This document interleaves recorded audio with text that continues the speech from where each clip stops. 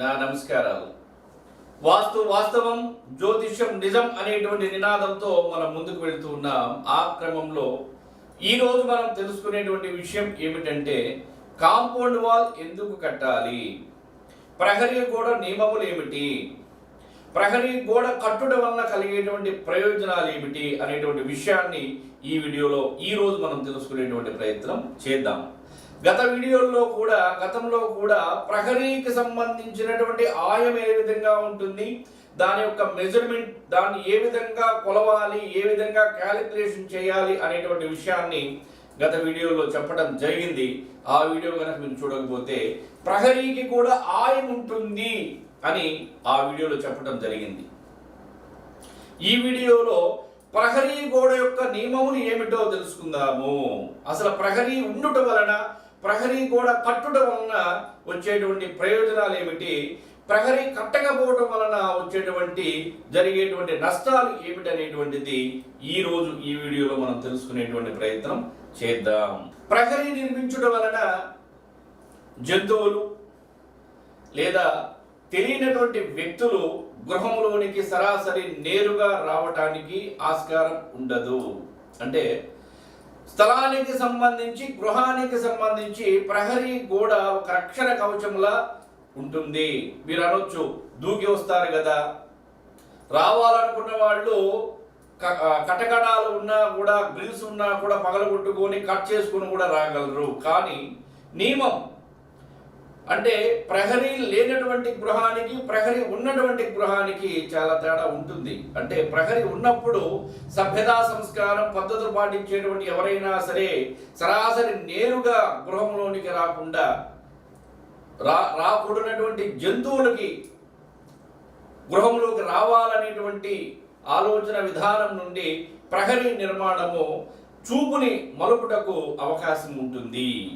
గృహములో ఉండేటువంటి వారికి గోప్యత లభిస్తుంది. అంటే బయట ఉన్నటువంటి వ్యక్తులు సరాసరి లోపల స్థలంలో, ప్రాకారం లోపల ఉన్నటువంటి వ్యక్తులను చూడకుండా కాపాడుటకు గోప్యతను ప్రహరీ కూడా చేస్తుంది. మరలా గృహంలో నివసించేటువంటి పిల్లలు ఎవరైతే ఉన్నారో, పిల్లలు బయటికి వెళ్లకుండా పెద్దల సంరక్షణలో, అంటే వాళ్ళు ఏం చేస్తున్నారు, బయటికి వెళ్తున్నారా, వస్తున్నారా అనేటువంటి ఆ పరిస్థితి కూడా మనకు అర్థమవుతుంది. తర్వాత చెత్తాచెదారాలు గృహ ఆవరణములోనికి, స్థలావరణములోనికి రాకుండా ప్రహరీ కూడా కాపాడుతుంది. మరలా ముఖ్యమైనటువంటి పాయింట్ ఏమిటంటే, ప్రక్కవారి గృహాలకు సంబంధించి ఉన్నటువంటి దోషాలు ఏవైతే ఉన్నాయో ఆ దోషాలు మన స్థలములోనికి రాకుండా ఏ విధంగా అంటే, మన స్థలమును బట్టి శాస్త్రం ప్రకారం కనుక మన ప్రహరీ నిర్మాణం చేసుకున్నట్లయితే స్థలం తెంపు అవుతుంది. అంటే ప్రక్క వారికి ఉన్నటువంటి దోషాలు ప్రహరీ కట్టుట వలన ఆ దోషాలు మన గృహానికి, మన స్థలంలోనికి రాకుండా తెంపు చేసి ఆ దోషాల నుండి గృహస్థులని, యజమానుల్ని ప్రహరీ కూడా కాపాడుతుంది. అలాంటి ప్రహరీని మనం ఏ విధంగా నిర్మించాలి అనేటువంటి విషయాన్ని ఈ మ్యాప్ ద్వారా మనం తెలుసుకుందాం. తూర్పు, పడమర, ఉత్తరం, దక్షిణం, ఈశాన్యం, నైరుతి, ఆగ్నేయం, వాయువ్యం. స్థలం 1, స్థలం 2. అంటే ఇక్కడ కనుక మీరు గమనిస్తే ఇది 4 మూలల కరెక్ట్గా ఉన్నటువంటి ప్రహరీ గోడ. ఇది ప్రహరీ. తర్వాత ఈ రెండవ స్థలాన్ని కనుక మీరు గమనిస్తే తూర్పు ఈశాన్యం పెరుగుతూ పోయింది, మళ్ళా ఉత్తర ఈశాన్యం పెరుగుతూ పోయింది. అంటే తూర్పు సింహద్వారం ఉన్నప్పుడు ప్రహరీ గోడ అనేది సింహద్వారం కన్నా ఎత్తు కట్టకూడదు. ఇది వాస్తు శాస్త్రం ప్రకారం నియమం. మరలా ఉత్తర సింహద్వారం ఉన్నప్పుడు సింహద్వారం కన్నా కూడా ఉత్తరం కట్టేటువంటి ప్రహరీ ఎత్తుగా కట్టకూడదు. మరలా దక్షిణ సింహద్వారం ఉన్నప్పుడు సింహద్వారం కన్నా ప్రహరీ కూడా ఎత్తు కట్టుకోవచ్చు లేదా తక్కువ కూడా కట్టుకోవచ్చు. పడమర సింహద్వారం ఉన్నప్పుడు పడమర సింహద్వారం కన్నా కూడా ప్రహరీ ఎత్తుగా కట్టుకోవచ్చు, కట్టుకోకుండా కూడా ఉండొచ్చు. కానీ దక్షిణం, పడమర భాగంలో మాత్రం సింహద్వారం కన్నా ఎత్తు ప్రహరీ కట్టవచ్చు.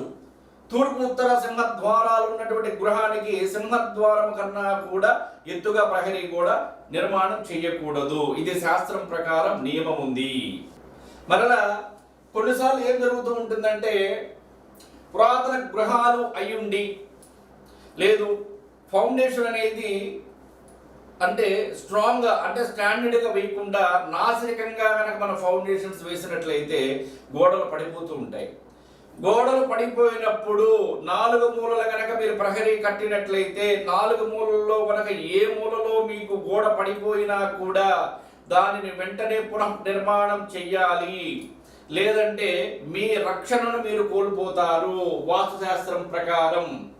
ఇక్కడ గమనిస్తే పడమర కానీ దక్షిణం కానీ తూర్పు కానీ ఉత్తరం కానీ ఏ డైరెక్షన్లో గనక మీ ప్రహరీ గనక ఒరిగినా పడిపోయినా వెంటనే ఒరిగినా కూడా స్థలం పెంపవుతుంది, పడిపోతే రక్షణను మీరు కోల్పోతారు. కాబట్టి సాధ్యమైనంత వరకు భూమి లెవెల్ అయినా సరే ప్రహరీ నిర్మాణం ఇంటికి ఉండాలి. అది గృహానికి సంబంధించి వాస్తుశాస్త్రం ప్రకారం రక్షణను చేకూరుస్తుంది. మరలా తూర్పు ఈశాన్యానికి సంబంధించి ఉత్తర ఈశాన్యానికి సంబంధించి కొంతమంది ఏం చేస్తుంటారంటే స్థలం ఎక్కువగా పెంచి కడుతూ ఉంటారు. మరలా చెప్తున్నాను, గుర్తుపెట్టుకోండి, ఈశాన్యం పెరగకపోయినా పర్వాలేదు, తగ్గకూడదు. ఈశాన్యం ఎంతవరకు పెరగవచ్చు? 0 నుండి 3 అంగుళాల వరకు పెరగవచ్చు, ఇబ్బంది లేదు. ఇంకా గనక మీకు స్థలం ఎక్కువ పెంచి గనక మీరు ప్రహరీ కట్టినట్లయితే మీరు పెట్టేటువంటి గేట్ ఏదైతే ఉందో అది తూర్పు సింహద్వారంలో గనక తూర్పు ఫేసింగ్ సంబంధించి గనక తూర్పు ఈశాన్యం ప్రహరీ గోడ గనక మీరు పెంచి కట్టినట్లయితే మీరు పెట్టేటువంటి గేట్ డైరెక్షన్ వాయువ్యం మూలకు చూస్తుంది. అలాగే ఉత్తరం డైరెక్షన్కి సంబంధించి కూడా మీరు ఉత్తరం బాగా ఈశాన్యం పెంచి అక్కడ గనక మీరు ఉత్తర ఈశాన్యంలో గనక గేటు పెట్టినట్లయితే ఈ గేటు ఆగ్నేయాన్ని చూస్తుంది. ఇలా చూడటం వలన తూర్పు గేటు వాయువ్యాన్ని చూస్తే అప్పుల బాధలు, మానసిక సమస్యలు, గొడవలు, అలాగే ఉత్తర ఈశాన్యం గేటు ఆగ్నేయంలో కనుక చూస్తే అనారోగ్య సమస్యలు రావడానికి ఎక్కువ అవకాశం ఉంటుంది. కాబట్టి శాస్త్రం ప్రకారం ఎంతవరకు తీసుకోవాలో అంతవరకు ఖచ్చితంగా తీసుకుని తీరాలి వాస్తుశాస్త్రాన్ని. అలాగే ఈ విధంగా ప్రహరీ నిర్మాణం చేసుకుంటూ శాస్త్రాన్ని కనుక మీరు పాటించే వచ్చేటువంటి లాభాలు కానీ సుఖాలు కానీ మీకు మీ కుటుంబాలకి అందుతాయి, దక్కుతాయి. సర్వే జన సుఖినో భవంతు. నమస్కారం.